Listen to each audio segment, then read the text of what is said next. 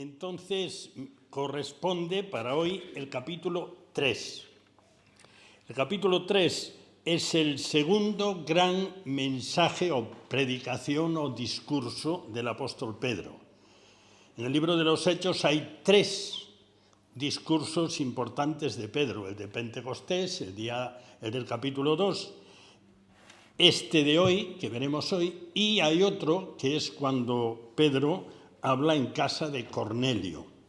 Naturalmente entendemos, yo creo que entendemos todos, que hubo muchos más discursos o sermones de Pedro, pero el plan de Lucas al redactar el libro de los Hechos, o más bien el plan del Espíritu Santo al guiar a Lucas, fue que quedasen registrados estos 3. Los discursos del libro de los Hechos son muy interesantes. Hay 5 de Pablo y 3 de Pedro. Después hay las intervenciones en el concilio, que también son interesantes, pero los grandes sermones de Pedro son estos 3. Y los 3 tienen una importancia realmente grande. Así que vamos a leer el capítulo 3. Yo haré una síntesis del capítulo y después vamos a ir viéndolo en detalle. Hechos, capítulo 3, versículo 1. Y dice así: Pedro y Juan subían juntos al templo a la hora 9, la de la oración. Y era traído un hombre cojo de nacimiento, a quien ponían cada día a la puerta del templo, que se llama La Hermosa, para que pidiese limosna a los que entraban en el templo. Este, cuando vio a Pedro y a Juan que iban a entrar en el templo, les rogaba que le diesen limosna. Pedro, con Juan, fijando en él los ojos, le dijo: míranos. Entonces él les estuvo atento, esperando recibir de ellos algo.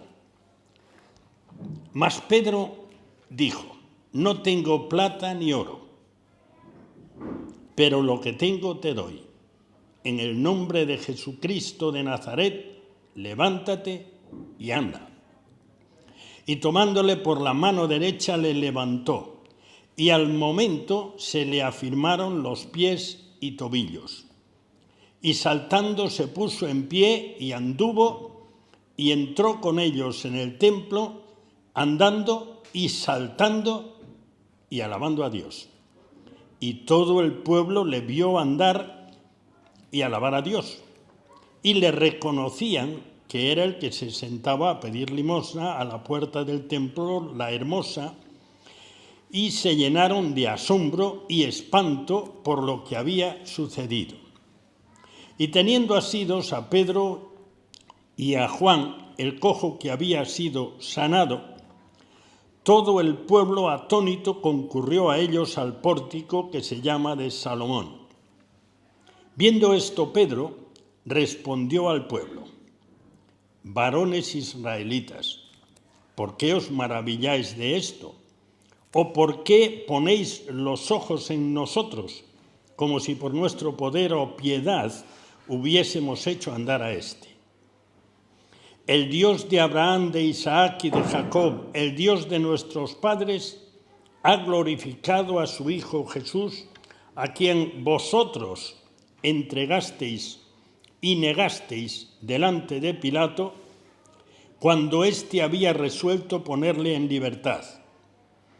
Mas vosotros negasteis al santo y al justo, y pedisteis que se os diese un homicida.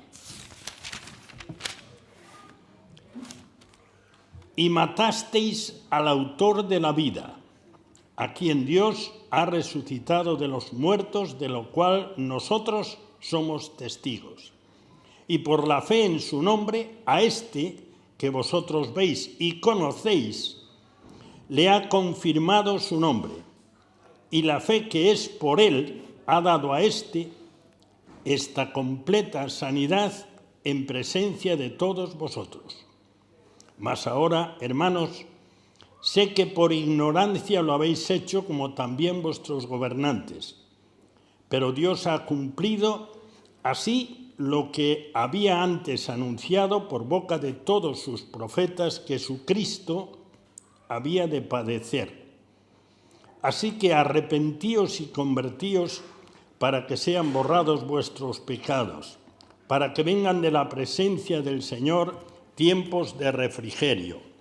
Y Él envía a Jesucristo, que os fue antes anunciado, a quien de cierto es necesario que el cielo reciba hasta los tiempos de la restauración de todas las cosas, de que habló Dios por boca de sus santos profetas que han sido desde tiempo antiguo.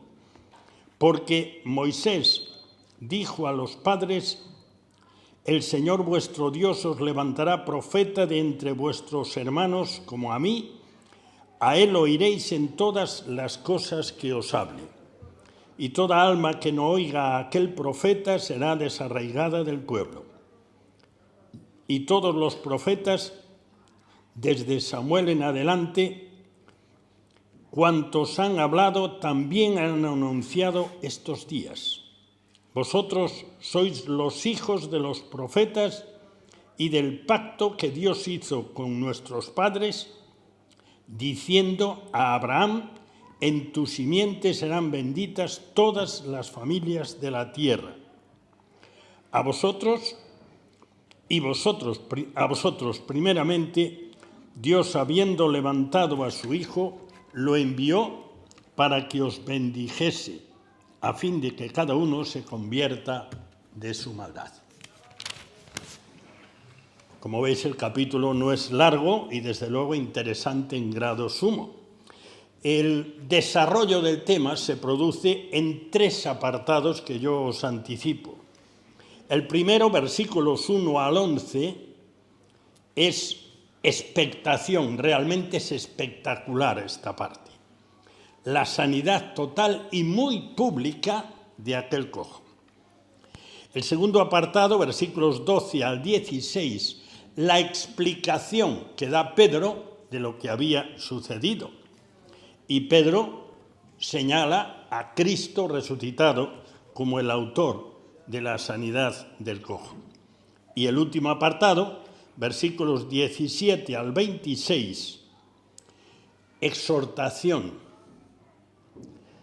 la obra de Cristo y la necesidad de conversión.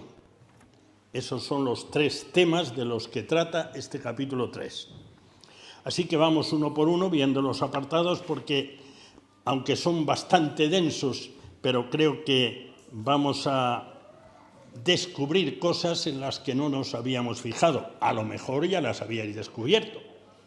Yo confieso que al releerlo y al remeditarlo, pues la verdad descubrí un puñado de cosas. Así que vamos a ir viendo. Versículo 1. Pedro y Juan subían juntos al templo a la hora 9, la de la oración. Si venís conmigo al capítulo anterior y versículo 46, capítulo 2, versículo 46, dice: perseverando unánimes cada día en el templo y partiendo el pan en las casas. Es decir, que los creyentes, al comienzo de la Iglesia, los creyentes judíos, como eran los apóstoles, participaban de los cultos en el templo. Había 3 cultos principales al día. El más importante era esta hora, precisamente, que se menciona aquí en el versículo 1, la hora 9, que eran las 3 de la tarde. Esto es interesante. Ellos asistían habitualmente al templo. Y aparecen Pedro y Juan juntos, como aparecen en bastantes ocasiones, y como al comienzo, incluso en las comparecencias ante el concilio, van juntos. Versículo 2. Y era traído un hombre cojo de nacimiento, a quien ponían cada día a la puerta del templo, que se llama La Hermosa, para que pidiese limosna a los que entraban en el templo. Yo supongo que ya os habéis fijado. Era un hombre cojo, lo traían. Esto quiere decir, y un poco más adelante lo aclara, que no podía andar, no podía ir con unas muletas porque tenía lisiados ambos pies. En realidad los pies y los tobillos, tal como se dice más adelante. Así que era completamente cojo. Estaba imposibilitado, incapacitado de desplazarse por sí mismo. Y hay una segunda cosa, lo traían todos los días. Así que la gente que iba al templo estaban, iba a decir cansados, como decimos habitualmente para querer decir algo que se conoce mucho. Estaban muy conocedores de aquel hombre, lo veían a diario cuando iban al templo, los que iban al templo a diario, que en Jerusalén había bastantes. Así que era conocidísimo, se lo sabían de memoria. Pero hay un tercer detalle que ya, pues necesariamente, pues hay que recurrir a alguna clase de manual porque si no, pues la verdad es que no. Quizá fijándose un poco más si descubrimos algunas cosas de estas. La puerta. La puerta era la entrada principal del templo. Y en aquel templo que lo había edificado Herodes, que era muy lujoso y muy grandioso, ¿os acordáis que los discípulos decían al Señor, ves qué maravilla de edificio? Bueno, pues en aquel templo había 4 lugares sucesivos hacia adentro. El lugar exterior de todo, pues era el lugar donde podía estar cualquiera, el que se conocía como patio de los gentiles. En realidad era ya fuera del templo. Pero después había 3 lugares más. Había el llamado patio de las mujeres, donde estaba el arca de las ofrendas. Había el patio de los israelitas, es decir, de los varones creyentes. Y arriba de todo había el lugar donde solo podían entrar los sacerdotes, porque era ya el lugar donde se hacía el culto. Y aquella era la puerta de entrada. Así que, como es natural, y esto es lo mismo que cuando encontramos a alguien pidiendo pues a la entrada de unos grandes almacenes o en un sitio donde circula mucha gente, pues efectivamente por allí circulaban todos los que iban al templo y además allí fuera había siempre gente. Y había reuniones allí de gente que se encontraban allí porque era un lugar espacioso en el cual se podía estar sin incordiar a nadie y no estaba prohibido, podía estar cualquiera. El sitio era ideal para estar pidiendo. Y eso es lo que nos aclara este versículo 2. Versículo 3. Cuando vio a Pedro y a Juan, y seguramente a todos los que iban entrando en el templo, pero en este caso el relato se fija en Pedro y en Juan, que iban a entrar en el templo, les rogaba que le diesen limosna. Entiendo que era algo completamente rutinario y cuando vais por la calle y hay alguien pidiendo, pues es rutinario. Extiende la mano, que está en el paro, que lo que sea. Así que aquello era su rutina de todos los días desde hacía mucho tiempo. Algo habitual. Y seguimos leyendo versículos 4 y 5. Pedro con Juan, fijando en él los ojos, le dijo, míranos. Entonces él estuvo atento, esperando recibir de ellos algo. Ahora situémonos en la escena, que es muy sencilla, ¿no? Llegan Pedro y Juan y en vez de lo que haría seguramente la mayoría de los que daban, que no solía ser la mayoría, como sigue siendo en nuestros días, pues pasarían por ahí, echarían la mano a la faltriquera en lo que llevaran y les soltaban algo y seguían andando.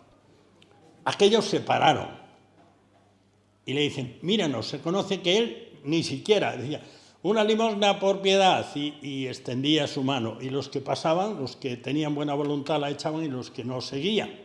Ese era lo habitual, pero allí se produce algo que no era habitual. Ellos se paran y le dicen, atiende. Ese míranos es algo así como, atiéndenos.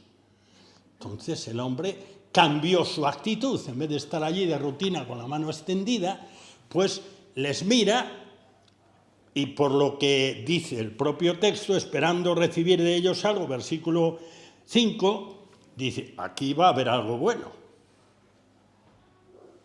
Es lo normal. Oye, atiéndenos. Dice, bueno, aquí va a haber una ofrenda buena. Sabéis que el Señor había ordenado a los suyos en misión, y el libro de los Hechos es todo un libro de misión, un libro misionero, les había ordenado que no llevasen dinero encima. Lo que ellos llevaban era muchísimo más valioso que el dinero. Que si les querían dar de comer o hospedaje, que se lo daban, y si no, pues ellos que no llevasen nada, que dependiesen de los demás. Ellos no llevaban nada. Pero este es el momento de, bueno, ¿qué va a pasar aquí? ¿Qué me darán? Porque esto ya promete. Y vaya si prometía. Seguimos leyendo. Versículo 6. El versículo 6 es un versículo interesantísimo. Mas Pedro dijo, no tengo plata ni oro. Y es posible que hiciese una pausa, el cojo diría, ya le hemos liado. ¿Qué rollo se traerán estos que no van a soltar una perra? Yo no sé si hizo una pausa. Si la hubiese hecho, poneros en lugar del cojo y diría, vaya, ya van estos a darme la paliza con algo. Pero Pedro continúa. Y dice, pero de lo que tengo, te doy. ¿Qué me va a dar? ¿Qué será esto? Bueno, la expectación del hombre ahora sí sería máxima. Diría, ¿qué me dará? ¿Me dará una estampita? En el nombre de Jesucristo de Nazaret, levántate y anda. Uf, ¿qué pasaría por la mente de este hombre?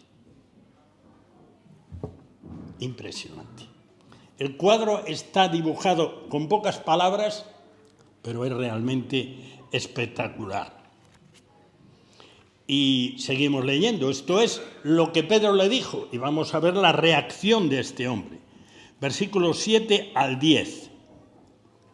Y tomándole por la mano derecha le levantó y al momento se le afirmaron los pies y tobillos, es decir, que su invalidez era de los pies, o más específicamente de los tobillos, pero no podía apoyarse.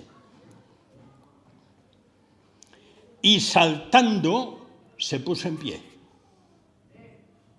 y anduvo.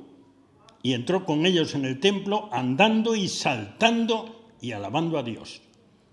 Y todo el pueblo le vio andar y alabar a Dios. Y le reconocían que era el que se sentaba a pedir limosna a la puerta del templo, la Hermosa, y se llenaron de asombro y espanto por lo que había sucedido. ¿Seremos capaces de imaginar el cuadro? Porque el cuadro tuvo que ser impresionante. Lo conocía todo el mundo. Nunca se levantaba porque no podía. Estaba allí sentado. Y él sabía que no podía. Ahora aquí hubo un factor muy importante. Evidentemente, él creyó a lo que Pedro le dijo. Porque la reacción de alguien normal, Pedro le dio la mano y dijo, levántate y anda. Y diría, pero Pedro, ¿cómo me voy a levantar si yo no he andado en mi vida? Si he nacido así, ¿cómo me voy a levantar? Pues se levantó. Es más, fijaros cómo lo describe Lucas. Versículo 8.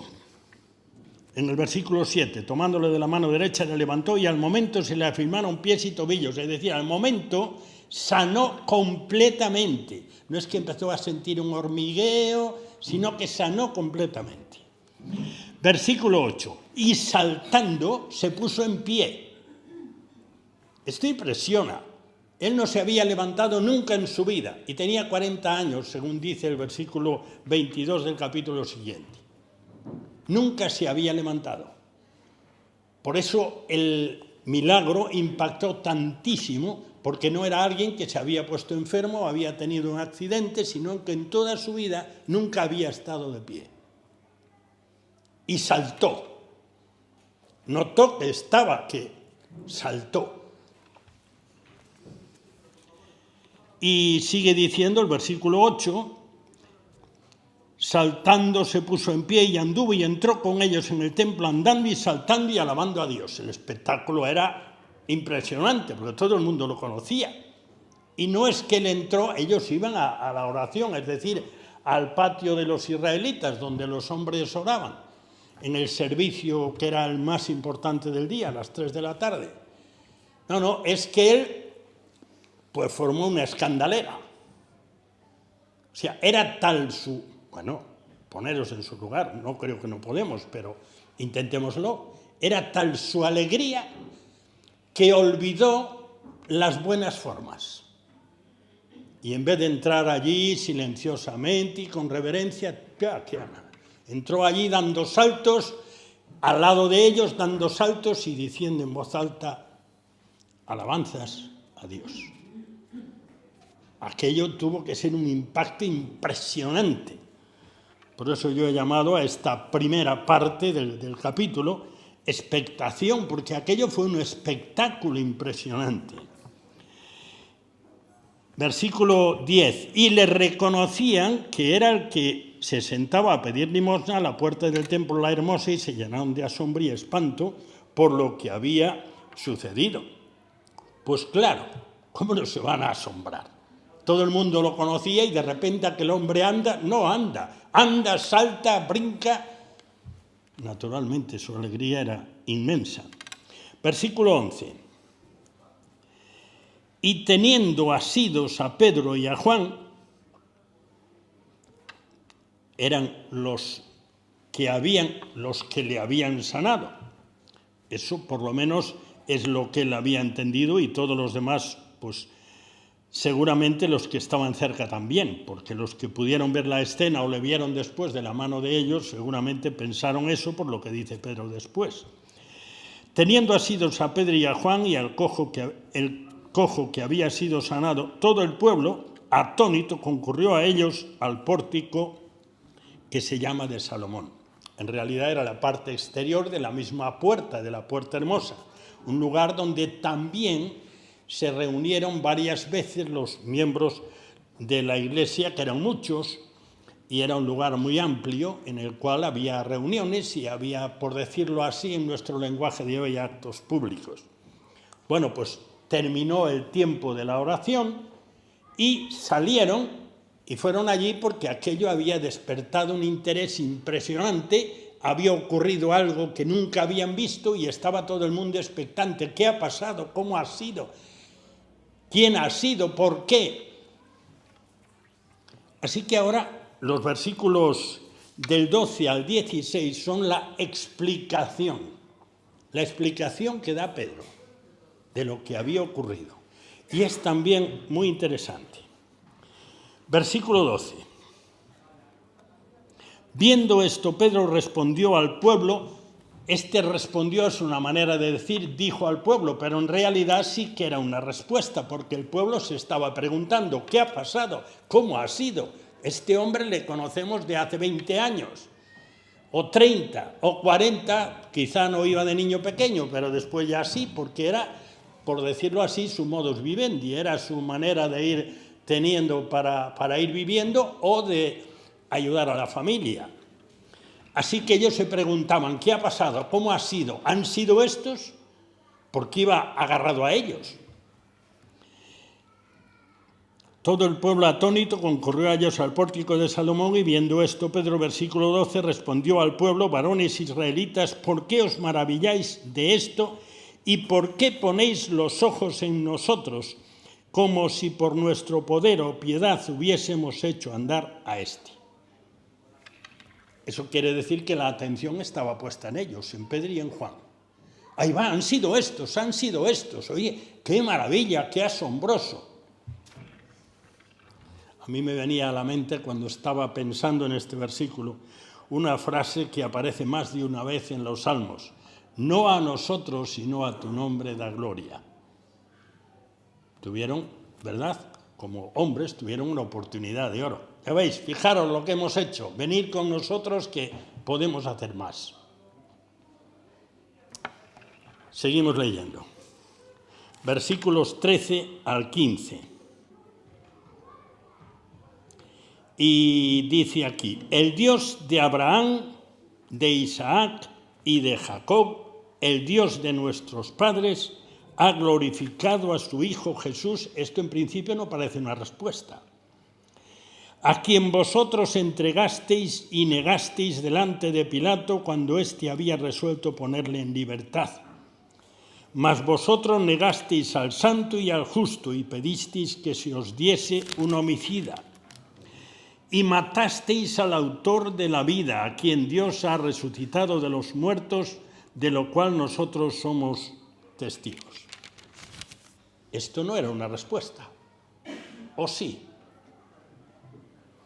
Porque en realidad lo que hace Pedro ahí es, en primer lugar, enlazarlos con todo el Antiguo Testamento, con los que eran fieles o devotos e iban al templo, conocían más. Está hablando en su lenguaje, con sus palabras, y está llevándoles a algo que era muy importante, que había que aclarar lo primero, y es lo que Pedro hace. El Dios de Israel, el Dios de toda la historia, el Dios que comienza escogiendo un pueblo en Abraham, que va desarrollándose en Isaac y Jacob, el Dios de Israel, dice, ha glorificado a su Hijo. Ya sabéis que los israelitas entendían muy bien, hay un pasaje en Juan que lo aclara, que cuando Jesús declara ser Hijo de Dios, ellos entendían que eso era ser Dios. Y en realidad ellos sabían que vendría uno, que ellos llamaban el Mesías, el Salvador, el Cristo, el ungido, que vendría uno de parte de Dios que sería Dios. Ellos no sabían muy bien cómo, a pesar de que el Antiguo Testamento lo desarrolla, especialmente el profeta Isaías. Pero él les pone en esa dirección y les dice, este es el que vosotros dijisteis, crucifícale, crucifícale, cuando Pilato dijo, yo no hallo ninguna culpa en este hombre. Y después tiene esa frase que llama tantísimo la atención. Dice primero, matasteis, dice, negasteis al santo, es decir, al que no tenía ninguna clase de fallo, versículo 14, y al justo, al que no se le podía acusar de nada, y es Pilato también quien lo hace. Y más adelante, en el versículo 15, dice, matasteis al autor de la vida. Si recordáis, el discurso de Pedro en el capítulo 2 tiene cosas muy parecidas, en realidad sigue el mismo esquema, aunque en este caso digamos que lo hace de otra manera, pero sigue siendo lo mismo. Recurre a la revelación de Dios en el Antiguo Testamento, señala a Jesús y a su obra y después demanda arrepentimiento. Así que en este caso él les sitúa ante el crimen que habían cometido. Matasteis al autor de la vida. Y seguro, en el capítulo 4 se dice que hubo 5.000 conversiones de hombres. Seguro que aquello fue un impacto impresionante. Y hubo muchos que se dieron cuenta que efectivamente habían sido coautores de aquel asesinato. Matar al autor de la vida, nada menos. Es decir, que al que habían matado era el Señor de la Gloria. Y eso, por el Espíritu Santo, resonó en muchos corazones, en miles de corazones en aquel día. Y sigue diciendo algo que fue el mensaje apostólico a lo largo de todo el libro de los Hechos y de las epístolas, sigue ese mensaje. A quien Dios ha resucitado de los muertos, de lo cual nosotros somos testigos. Esa era la gran noticia. Le habéis matado, pero Dios le ha resucitado. Dios ha glorificado a su Hijo, como leíamos hace un momento. Así que, llegados aquí, pasamos al tercer tramo del capítulo, o de esta especie de lección magistral que da Lucas a través de Pedro en ese día, porque incluye la maravilla hecha con aquel hombre, que tiene un cierto paralelismo con lo que sucedió en Pentecostés. Todo el mundo preguntándose qué pasa, qué ha pasado, por qué pasa esto, y Pedro da una explicación y después hace el llamamiento al arrepentimiento. Pues este caso sigue una secuencia muy semejante. Entonces, seguimos leyendo versículo 17. Y el versículo 17 es también, bueno, todo el texto es que tenemos que, yo creo que entender que esto es un resumen del mensaje, pero el resumen es magistral. Versículo 17. Mas ahora, hermanos, sé que por ignorancia lo habéis hecho, como también vuestros gobernantes. ¿Os acordáis de Lucas? Yo creo que es 22, 23 o 23, 43. Yo para memorizar las citas soy bastante peor. O sea, malo no, lo siguiente. Donde el Señor ora en la cruz sus primeras palabras y parecen como repetidas. Dice: Padre, perdónalos porque no saben lo que hacen, no saben lo que están haciendo, no son capaces de entender la inmensidad del crimen que están haciendo. Y Pedro aquí le pone, digamos, descripción: el santo y justo, el autor de la vida, lo habéis matado. Y ahora, ¿esto qué es, una disculpa?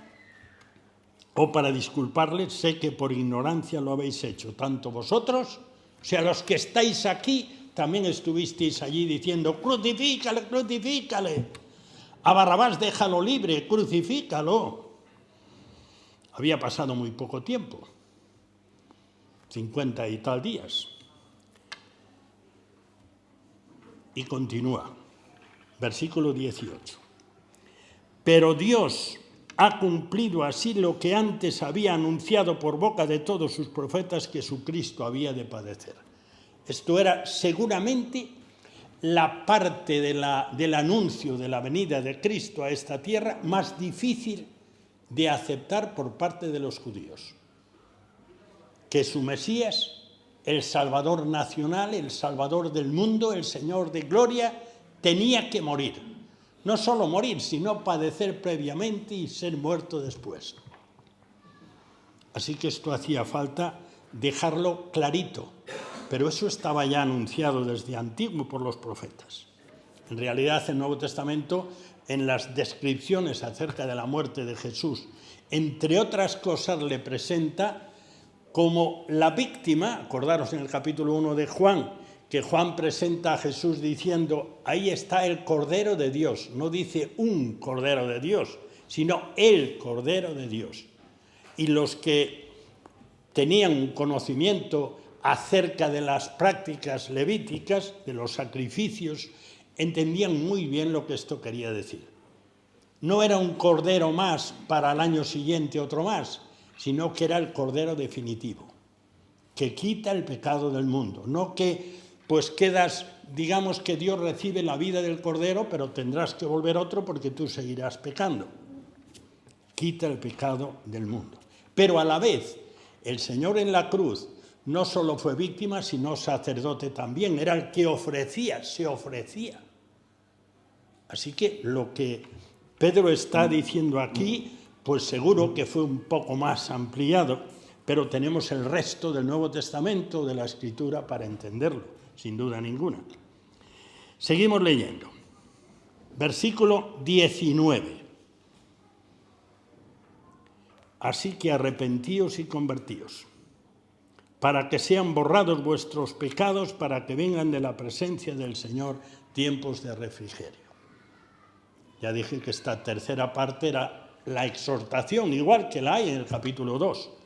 Así que, ya que esto ha sucedido, y por usar una expresión que Pablo usa en el mensaje allí en Hechos 17, el mensaje dado ante los filósofos de Atenas, dice: bueno, el Señor no tiene en cuenta lo de antes. Vosotros no sabíais lo que hacíais, no lo tiene en cuenta, pero lo habéis hecho.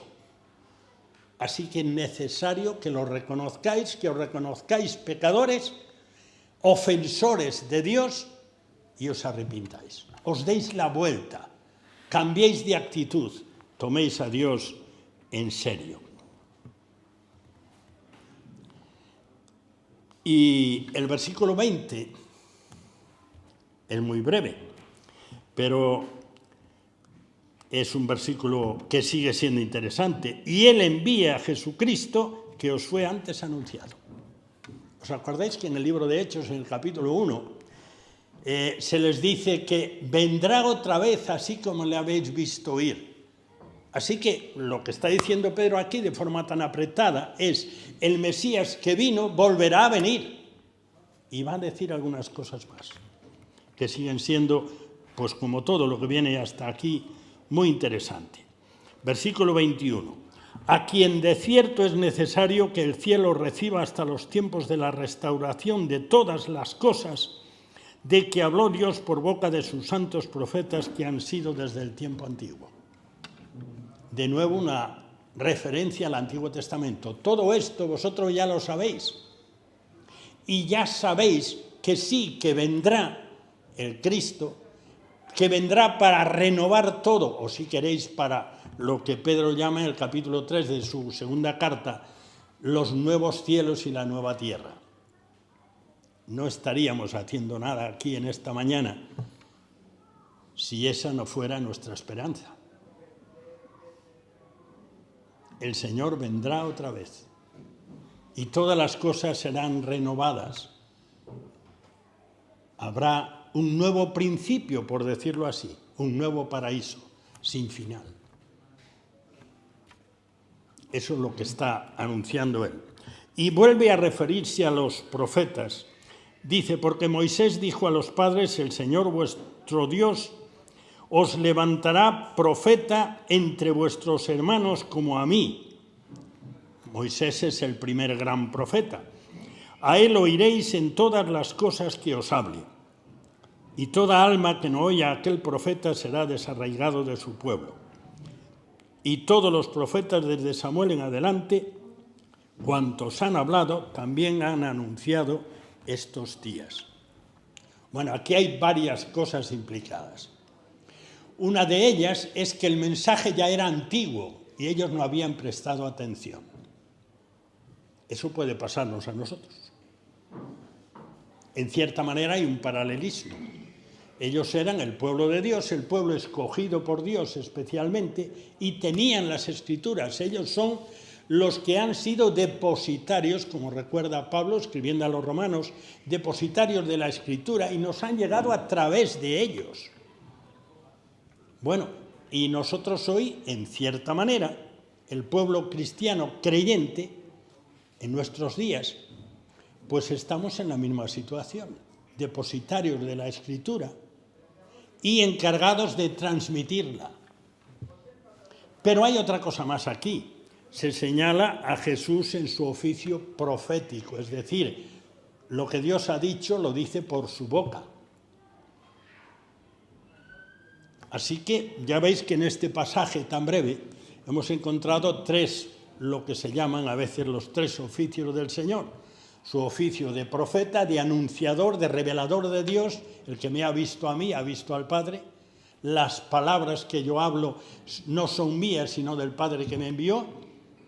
Y también su oficio de sacerdote, ya que él se entrega, oficia su entrega, y es a la vez la víctima, y su oficio de rey, cuando volverá y restaurará todas las cosas. Como veis, hay mucho material aquí que no tenemos tiempo para pararnos en él.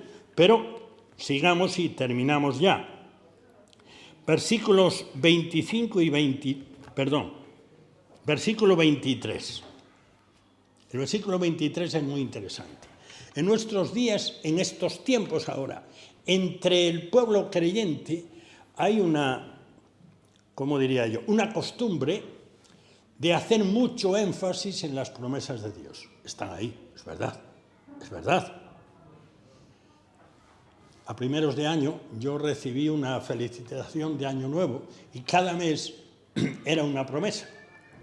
Creo que fue en el WhatsApp, pero da igual. Pero, ¿sabéis? Esto está pasando en todos los ámbitos de la sociedad y nos hemos contagiado.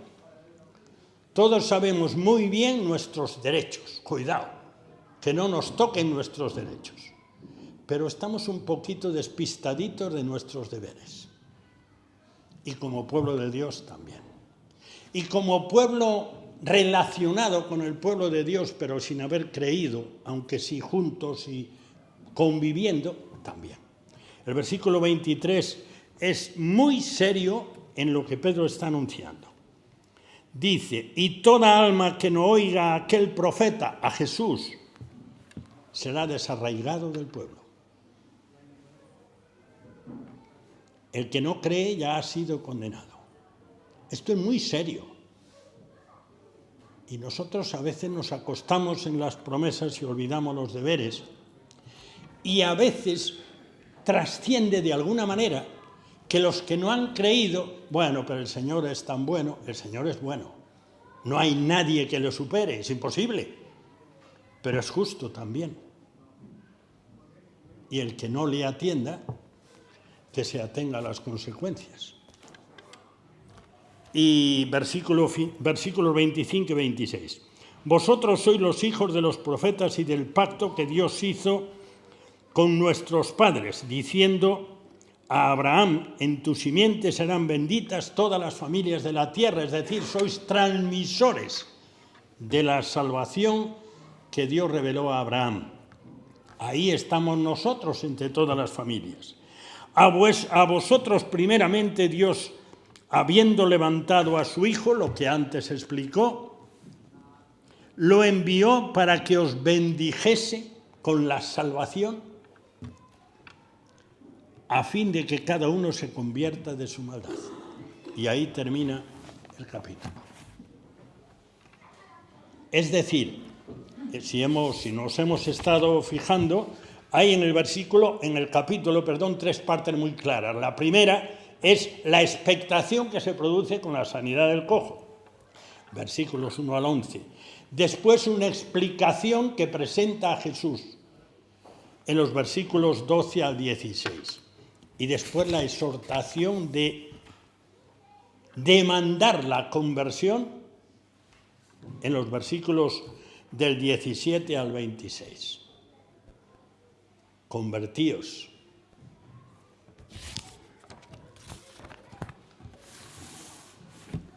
¿Te has convertido de corazón al Señor? ¿Has tomado a Dios en serio, lo que Él revela en su palabra?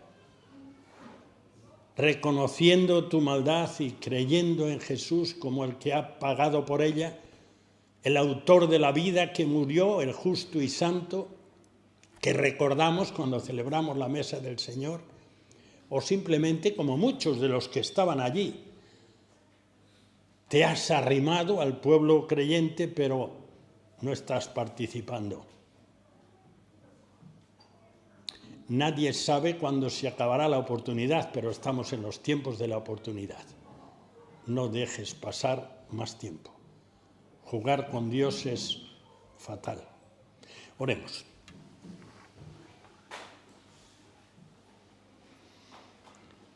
Señor y Padre, en esta mañana te damos gracias por la preciosa riqueza de tu palabra, por lo completo de su revelación, por tu gracia mostrada en Cristo, no teniendo en cuenta, no anotando en nuestro cargo los pecados, sino pagando por ellos. Y Señor, te damos gracias también por tu advertencia. Y te pedimos que cualquiera que esté aquí en esta mañana, cuya vida no ha sido puesta a tus pies, que sea movido por tu Espíritu y acepte la invitación de volverse a ti de corazón. En el nombre de Jesús. Amén.